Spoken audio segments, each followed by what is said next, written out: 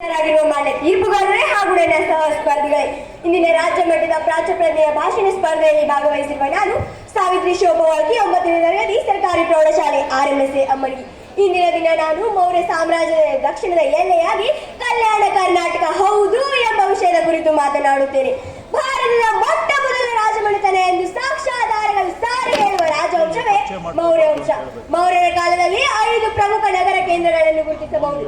ಅವುಗಳೆಂದರೆ ಮೌರ್ಯರ ರಾಜಧಾನಿ ಪಾಟಲಿಪುತ್ರ, ತಕ್ಷಶಿಲಾ, ಉಜ್ಜಯಿನಿ, ಕಳಿಂಗ ಹಾಗೂ ಸುವರ್ಣಗಿರಿ. ಇನ್ನು ಸುವರ್ಣಗಿರಿ ಎಂಬುದು ನಮ್ಮ ಕಲ್ಯಾಣ ಕರ್ನಾಟಕದ ಭಾಗವಾಗಿರುವ ಕನಕಗಿರಿಯೇ ಆಗಿರಬಹುದು ಎಂಬುದು ಕೆಲ ಇತಿಹಾಸ ತಜ್ಞರ ಅಭಿಪ್ರಾಯವಾಗಿದೆ. ನಮ್ಮ ಕಲ್ಯಾಣ ಕರ್ನಾಟಕದ ಭಾಗದಲ್ಲಿ ದೊರೆತಿರುವ ಅಶೋಕನ ಶಾಸನಗಳು ಸಾರಿ ಸಾರಿ ಹೇಳುತ್ತವೆ ಈ ಭಾಗ ಅವರ ಸಾಮ್ರಾಜ್ಯದ ದಕ್ಷಿಣದ ಎಲ್ಲೆ ಆಗಿತ್ತು ಎಂದು.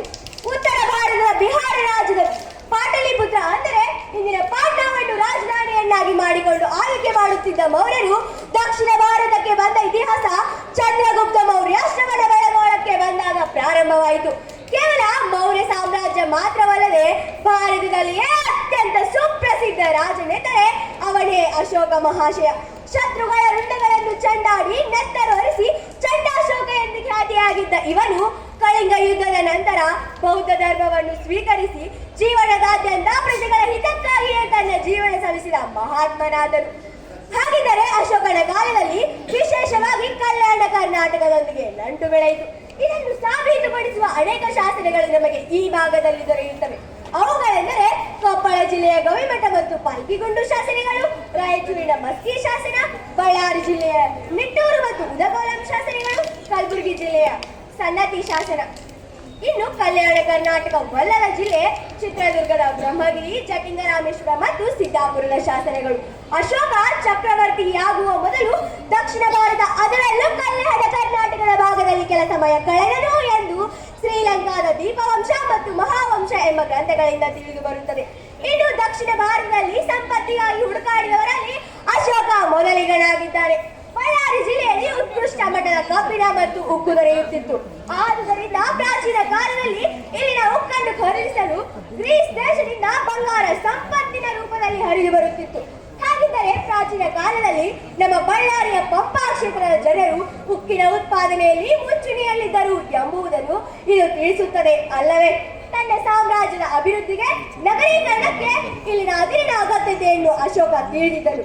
ಆದುದರಿಂದ ಈ ಪ್ರದೇಶಗಳನ್ನು ತನ್ನ ಆಳ್ವಿಕೆಗೆ ಒಳಪಡಿಸಿಕೊಂಡನು ಹಾಗೂ ಮುಂದಿನ ದಿನಮಾನಗಳಲ್ಲಿ ಇಲ್ಲಿ ಶಾಸನಗಳನ್ನು ಹೊಡೆದರು. ನಮ್ಮೆಲ್ಲರಿಗೂ ತಿಳಿದೆ ರಾಯಚೂರಿನ ಹಟ್ಟಿಯಲ್ಲಿ ಚಿನ್ನದ ಗಣಿ ಇದೆ ಎಂದು. ಈ ಅಂಶವೇ ಮೌರ್ಯರನ್ನು ಆಕರ್ಷಿಸಿತ್ತು.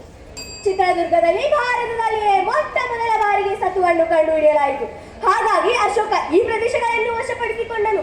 ಕರ್ನಾಟಕದ ಜನರಿಗೆ ತಿಳಿದಿದ್ದ ಖನಿಜ ಸಂಪನ್ಮೂಲಗಳ ಜ್ಞಾನದಿಂದ ಅವನು ಪ್ರಭಾವಿತನಾಗಿದ್ದರು. ಹೀಗೆ ಅಶೋಕನು ತನ್ನ ಪಾಟಲಿಪುತ್ರದ ಕೇಂದ್ರ ಸ್ಥಾನವನ್ನು ಬಲಪಡಿಸಿಕೊಳ್ಳಲು ಕಲ್ಯಾಣ ಕರ್ನಾಟಕದ ಖನಿಜ ಸಂಪನ್ಮೂಲಗಳನ್ನು ವಿಪುಲವಾಗಿ ಬಳಸಿಕೊಂಡರು. ಮುಂದಿನ ದಿನಮಾನಗಳಲ್ಲಿ ತಾನು ಬೌದ್ಧ ಧರ್ಮವನ್ನು ಸ್ವೀಕರಿಸಿದ ನಂತರ ತಾನು ಆಡಳಿತ ಮಾಡುತ್ತಿದ್ದ ಜಾಗಗಳಲ್ಲೆಲ್ಲ ಪ್ರಜೆಗಳ ಹಿತಕ್ಕಾಗಿ ಶಾಂತಿ ಸಹಬಾಳ್ವೆಯ ಸಂದೇಶ ಸಾರುವ ಶಾಸನಗಳನ್ನು ಹೊರಡಿಸಿದರು. ಈ ಭಾಗದಲ್ಲಿ ದೊರೆತಿರುವ ಇವನ ಶಾಸನಗಳು ಪ್ರಾಕೃತ ಭಾಷೆ ಹಾಗೂ ಬ್ರಾಹ್ಮಿ ಲಿಪಿಯಲ್ಲಿವೆ. ಇವನು ತಾನು ಹೊರಡಿಸಿರುವ ಶಾಸನಗಳಲ್ಲೆಲ್ಲ ತನ್ನನ್ನು ದೇವನಾಪ್ರಿಯ ಹಾಗೂ ಪ್ರಿಯದರ್ಶಿ ಎಂದು ಕರೆದುಕೊಂಡಿದ್ದಾರೆ. ಹಾಗಿದ್ದರೆ ದೇಶದಾದ್ಯಂತ ದೊರೆಯುತ್ತಿದ್ದ ಈ ಶಾಸನಗಳನ್ನು ಹೊರಡಿಸಿದ ದೇವನಾಪ್ರಿಯ ಪ್ರಿಯದರ್ಶಿ ರಾಜ ಯಾರು ಎಂಬ ಗೊಂದಲವಿತ್ತು. ಈ ಗೊಂದಲವನ್ನು ನಿವಾರಣೆ ಮಾಡಿದ ಶಾಸನವೇ 1915ರಲ್ಲಿ ಸಿ ಬೀಳಣ್ರವರಿಂದ ಸಂಶೋಧಿಸಲ್ಪಟ್ಟ ರಾಯಚೂರಿನ ಮಸ್ಕಿ ಶಾಸನ. ಹೌದು, ಈ ಶಾಸನ ಪ್ರಾರಂಭವಾಗುವುದೇ ದೇವನಾಪ್ರಿಯ ಪ್ರಿಯದರ್ಶಿ ಅಶೋಕನಾದ ನಾನು ಎಂದು. ಇವನು ಈ ಶಾಸನದಲ್ಲಿ ಧರ್ಮವನ್ನು ಅನುಸರಿಸುವುದರ ಮೂಲಕ ಸಾಮಾನ್ಯ ಮನುಷ್ಯರು ದೇವರನ್ನು ಸಮೀಪಿಸಬಹುದು ಎಂದಿದ್ದಾನೆ.